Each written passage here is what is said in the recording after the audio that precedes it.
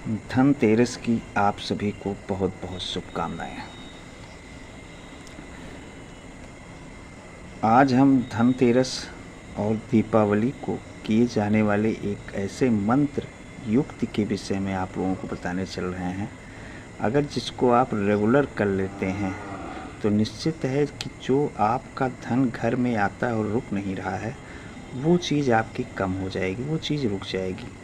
कहीं न कहीं इस मंत्र का प्रभाव नियमित जप करने से और ही ज़्यादा धन को लाभ प्राप्त करने में सहायक होता है।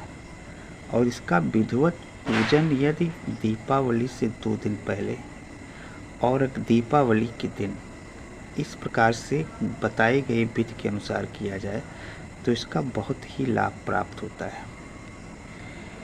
ये मंत्र कुल मिलाकर महालक्ष्मी के बहुत ही शक्तिशाली मंत्रों में से एक है। धनतेरस के दिन जो मंत्र बताया जा रहा है, पहले उसका प्रयोग करना है और फिर दूसरे मंत्र का प्रयोग आपको दीपावली के दिन करना है। अब मंत्र का प्रयोग किस प्रकार से करना है, इसकी विधि क्या है। अगर आप विधि को अच्छी तरीके से नहीं जानते हैं और अनेक कि अलग प्रकार से उसका पूजन करते हैं या उस विधि के अलावा किसी अन्य विधि से आप उसका प्रयोजन करते हैं तो सफल नहीं होता। इसकी एक बहुत ही सरल और सूक्ष्म विधि है। इस विधि को अगर आप कर लेते हैं, फिर आपको करना क्या होगा कि अगर डेली आप भगवान की पूजा करने के बाद ही बाहर निकलते हैं या शाम को आते हैं तब भगवान की पूजा आराधना करते हैं, तो उस पूजन में इस मंत्र को भी शामिल कर लीजिए। आप जब आप पूजन पाठ कीजिए तो कम से कम 5 बार इस मंत्र का जाप आप कर लिया कीजिए और आप देखेंगे कि निरंतर आपकी आर्थिक स्थिति सुधरती ही जाएगी। जो आपका व्यापार में नुकसान हो रहा है, घाटा हो रहा है और अन्य प्रकार की असुविधाएं, जैसे आप कमाते हैं, घर में आ रहा है और वो कहीं ऐसी जगह पर व्यय हो जा रहा है जिसका कोई अर्थ नहीं है, कुल मिलाकर धन रुकता नहीं है, तो उस स्थिति में इस मंत्र का प्रयोग आप कर सकते हैं। धन्यवाद। तो देखिए इस वीडियो में कि कैसे किस प्रकार से इस मंत्र की युक्ति की जाएगी, इसका प्रयोग किस प्रकार से होगा, ये आपको डिटेल में इस वीडियो में समझाया जाएगा। तो वीडियो को आप स्किप मत कीजिएगा, ध्यान से देखिएगा। सबसे पहले आता है धनतेरस के दिन किस मंत्र का प्रयोग किया जाए। तो यहाँ पर जो आपको कॉपी में दिखाया जा रहा है, लिखा हुआ एक ऊपर की तरफ मंत्र है। इस मंत्र का प्रयोग धनतेरस के दिन आपको करना है।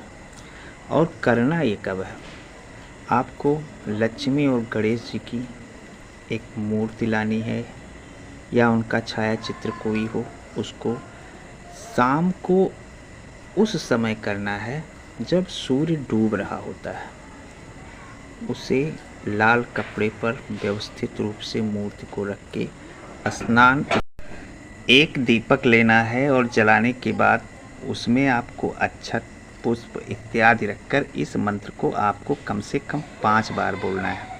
ध्यान रहे कि उस समय नेत्र बंद हो और आपके मस्तिष्क में माँ सरस्वती की और माँ लक्ष्मी की दोनों की छवि एक साथ आनी चाहिए। उस छवि का प्रयोग करते हुए कम से कम 5 बार इस मंत्र का उच्चारण कीजिए। धनतेरस के दिन इसी मंत्र को हमें कम से कम 5 बार कहना है। ओम धन लक्ष्मी समृद्धिम देहि नमः।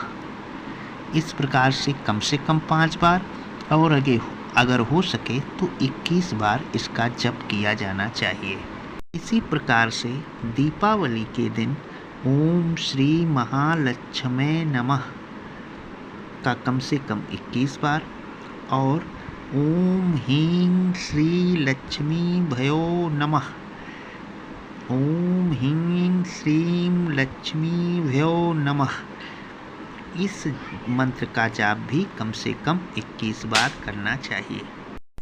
इसी प्रकार से दूसरे मंत्र का प्रयोग जिस दिन दीपावली होता है उस दिन शाम के समय जब लक्ष्मी गणेश जी का पूजन होता है तो वहाँ पर आपको विधिवत दीपक जलाकर धूप दीप इत्यादि को रखकर और ध्यान में एकाग्र चित्त होकर महालक्ष्मी जी का ध्यान करते हुए कम से कम 21 बार इस मंत्र का जाप करना है।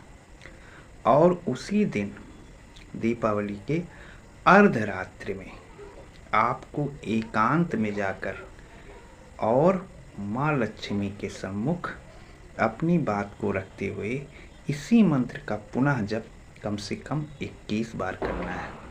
उसके बाद 5 बार, कम से कम 5 बार, ये जो धनतेरस के दिन बताया गया मंत्र था इसका भी जप कम से कम 5 बार कर लेना है। ध्यान रहे जब हम ये मंत्र जप कर रहे हों तो हमें अपने हाथ में थोड़ा सा अक्षत रखना है, चावल का अक्षत, और उस अक्षत को एक पान के पत्ते पर प्रत्येक मंत्र के बाद थोड़ा थोड़ा रखते जाना है। फिर उस पान के पत्ते को लपेटकर आपका जहाँ भी पूजन वाला स्थान हो वहाँ पर रख देना है। बस इसी क्रिया के बाद आप अपने नियमित पूजन में दीपावली के दिन 21 बार कहे गए मंत्र का प्रयोग नियमित कीजिए और आप देखेंगे कि दिन प्रतिदिन आपकी आर्थिक स्थिति में वृद्धि होती जाएगी। आपको ये वीडियो अगर अच्छा लगा हो तो कृपया लाइक कीजिएगा और सब्सक्राइब कीजिएगा। आपका बहुत बहुत धन्यवाद। दीपावली की हार्दिक शुभकामनाएं। जय माँ लक्ष्मी। माँ लक्ष्मी की कृपा आप पर